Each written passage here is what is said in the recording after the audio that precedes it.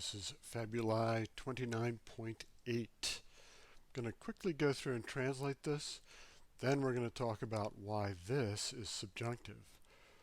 Once Hercules had made a very harsh sound with these noisemakers or rattles, the terrified birds flew away.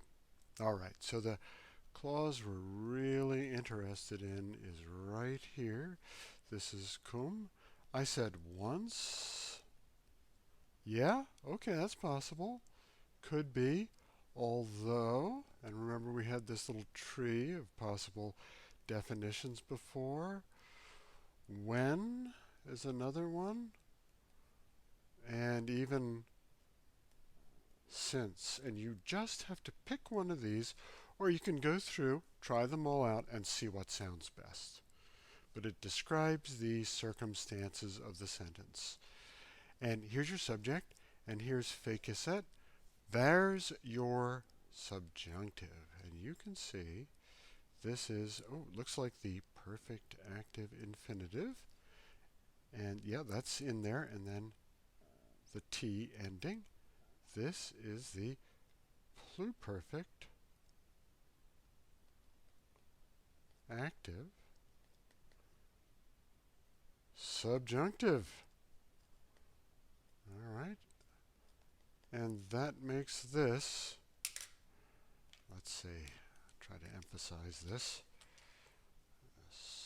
circumstantial clause. All right. Yeah, that's kind of the lesson for this particular reading, the circumstantial clause and the purpose clause. No purpose clause in this one, but we got a big old circumstantial clause. And then we just have, a subject here. Let's see.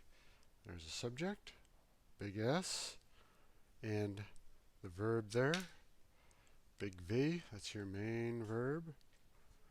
And this is an adjective modifying always.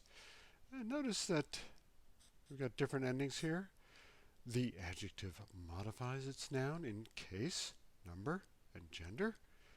But the ending might be different depending on what declension the adjective is in. And that's a perfect case right there. I do also want to point out his crotalis, with these noisemakers. Okay, this is ablative of means. Often we see this with a passive verb, but in this case works perfectly with fecit. He made a noise with these noisemakers.